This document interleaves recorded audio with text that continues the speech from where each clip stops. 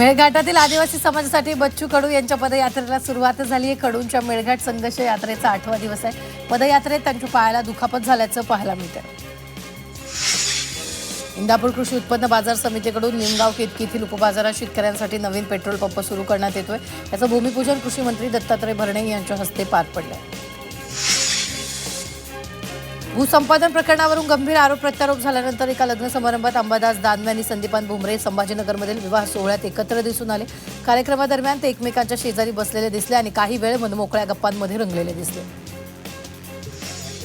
धुळ्यात आयोजित एका कार्यक्रमात केंद्रीय मंत्री रामदास आठवलेंनी मोठं वक्तव्य केले। मोदी आहेत तोवर मंत्री आहेत, मी किती वेळ मंत्री राहील सांगता येत नाही, असं वक्तव्य आठवलेंनी केलं।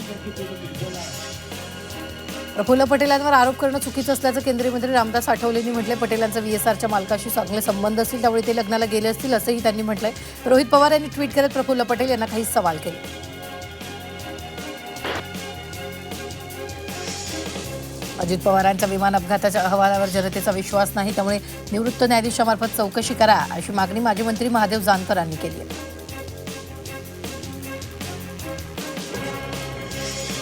पुण्याच्या सावित्रीबाई फुले पुणे विद्यापीठ चौकातील उड्डाणपुलाला अजित पवारांचं नाव देण्यात येणार आहे। मुख्यमंत्री देवेंद्र फडणवीसांनी याबाबतची ग्वाही दिली आणि या पुलाचं मुख्यमंत्री देवेंद्र फडणवीसांच्या हस्ते ऑनलाईन पद्धतीने लोकार्पण पार पडलं। या कार्यक्रमाला उपमुख्यमंत्री सुनेत्र पवार, केंद्रीय राज्यमंत्री मुरलीधर मोहोळ यांचीही उपस्थिती होती। सरपंच संतोष देशमुख हत्या प्रकरणात एक आरोपी 14 महिन्यांनी तुरुंगाबाहेर येणार आहे। आरोपी जयराम चाटे 14 महिन्यांनी तुरुंगाबाहेर येईल, तर भावाच्या उत्तर कार्यासाठी तुरुंगाबाहेर येण्याची कोर्टानं परवानगी दिली।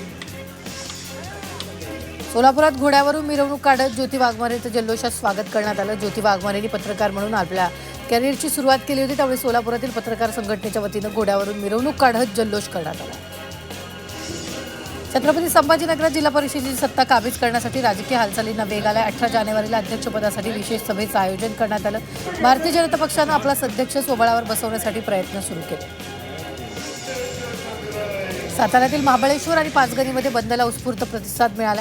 रस्त्याच्या निकृष्ट निषेधार्थ बंद पुकारण्यात आला होता, तर सुरूरवाई पाचगणी महाबळेश्वर पोलादपूर रस्त्याचे मागील 1.5 वर्षापासून धीम्या गतीनं काम सुरू आहे, त्यामुळे महाबळेश्वरच्या पर्यटनाला फटका बसल्याने बंदमुळे महाबळेश्वरमधील बाजारपेठेत शुकशुकाट पाहायला मिळाला।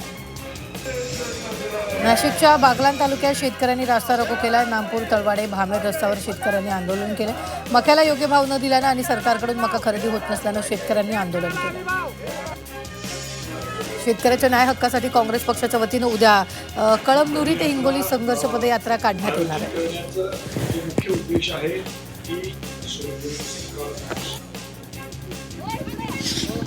सिंहगड किल्ल्यावर मधमाशांनी पर्यटकांवर हल्ला केलाय। गडावरून तटबंदीच्या खाली दगड फेकणं पर्यटकांच्या अंगाशी आलंय। पर्यटकांमध्ये लहान मुलाचाही समावेश आहे। जखमींना रुग्णालयात दाखल करण्यात आलं।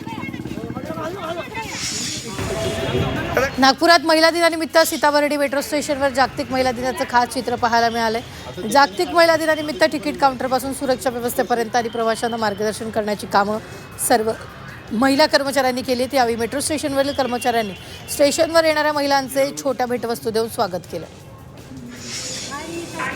अकोल्यात जागतिक महिला दिनानिमित्त प्रादेशिक परिवहन कार्यालयानं विशेष कार्यक्रमाचं आयोजन केलं होतं। सक्षम महिला सुरक्षित राष्ट्र या ब्रीदवाक्याखाली हा कार्यक्रम पार पडला। तर महिलांचा सन्मान, सक्षमीकरण, सुरक्षित वाहतूक, संस्कृतीचा संदेश समाजापर्यंत पोहोचवण्याच्या उद्देशानं कार्यक्रमाचं आयोजन केलं। बघा उखाणा वगैरे पासून मॅडम मी दूर आहे। येवल्यात जागतिक महिला दिनानिमित्त एक उपक्रम राबवला होता। डोंगरदऱ्यांमध्ये राहणाऱ्या कष्टकरी आणि आदिवासी तसंच गरजू महिलांचा सन्मान केला। सामाजिक कार्यकर्त्या ज्योती पगारेंनी या महिलांचा सन्मान करून सामाजिक बांधिलकीचं उदाहरण दिलं। यावेळी महिलांचा साडी आणि मिठाई देत सत्कार केला। पंढरपूरमध्ये जागतिक महिला दिनानिमित्त कष्टकरी महिलांचा सन्मान केलाय। शिवसेना उद्धव बाळासाहेब ठाकरे पक्षाच्या कार्यकर्त्यांनी या कष्टकरी महिलांचा सन्मान केलेला आहे। यावेळी कार्यकर्त्यांनी भाजी विकणाऱ्या बांगडी विक्रेता आणि केळचुनी विक्रेता महिलांचा सन्मान केला। यवतमाळमध्ये आंतरराष्ट्रीय महिला दिनानिमित्त अस्मिता महिला लीग स्पर्धा आयोजित करण्यात आली। विविध विभागाच्या संयुक्त विद्यमानाकडून ही स्पर्धा आयोजित करण्यात आली। या स्पर्धेमध्ये खेळाडू, शालेय महाविद्यालयातील तरुणींनी सहभाग नोंदवला। चंद्रपुरात जिल्हा क्रीडा अधिकारी कार्यालयाकडून आंतरराष्ट्रीय महिला दिनानिमित्त स्पर्धांचं आयोजन करण्यात आलं। खेलो इंडिया योजनेअंतर्गत मुली आणि महिलांसाठी अस्मिता लीग मैदानी क्रीडा स्पर्धांचं आयोजन केलं। या स्पर्धेत मोठ्या संख्येनं महिलांनी सहभाग घेतला। गोंदियात जागतिक महिला दिनाच्या निमित्तानं सुपर वुमन ग्रुपच्या वतीनं महिला दिन उत्साहात साजरा करण्यात आला। यावेळी महिलांनी बाईक रॅली काढत महिला सशक्तीकरणाचा संदेश दिला। सन्मान तिचा अभिमान गोंदियाचा असा नारा यावेळी महिलांनी दिला। सांगलीत जागतिक महिला दिनाच्या निमित्तानं पालकमंत्री चंद्रकांत पाटील यांच्या हस्ते कन्या सबलीकरण उपक्रमांतर्गत कार्यक्रम पार पडला। जिल्हा प्रशासनाच्या वतीनं महिला सबलीकरण अंतर्गत सेल्फ डिफेन्स प्रशिक्षण कार्यक्रम घेण्यात आला। यावेळी 5000 विद्यार्थ्यांना पालकमंत्र्यांच्या हस्ते प्रमाणपत्र वाटप केलं।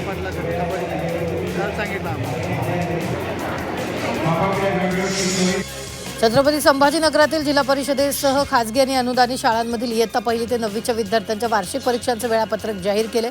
या परीक्षा 20 एप्रिल ते 26 एप्रिल दरम्यान पार पडतील। त्यानंतर 30 एप्रिलपर्यंत संकलित मूल्यमापन चाचणी घेतली जाणार।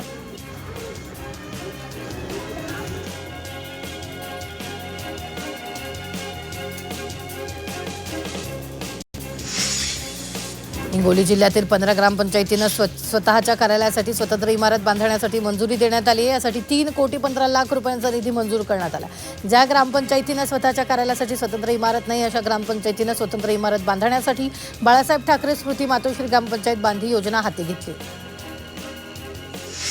पुण्यातील जुन्नरमध्ये डॉक्टर अनुष्का शिंदे यांनी 70,000 तरुणींच्या आयुष्यात प्रकाशाचा किरण निर्माण केला। या तरुणांशी संवाद साधत समाज प्रबोधन करत समाजातील परिस्थिती सुधारवण्यासाठी यशस्वी प्रयत्न केला। सुखी संसार कसा करावा तर आजारांपासून कुटुंबाचं रक्षण कसं करावं यावर शिंदे यांनी प्रबोधन केलं।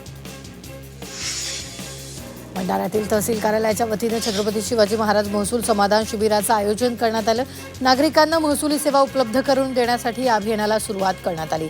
गावातच विविध प्रमाणपत्र महसूल संबंधित सेवा तसंच शासकीय योजनांची माहिती या शिबिरात देण्यात येणार आहे। छत्रपती संभाजीनगर महापालिकेच्या तिजोरीत यंदा मालमत्ता कर आणि पाणीपट्टीच्या माध्यमातून चांगली रक्कम जमा झाली आहे। पालिकेच्या इतिहासात प्रथमच करवसुलीनं 200 कोटींचा आकडा पार केलेला आहे। तर 1 एप्रिल ते 2 मार्च या कालावधीत एकूण 208,64,10,00,000 रुपयांची वसुली करण्यात आली।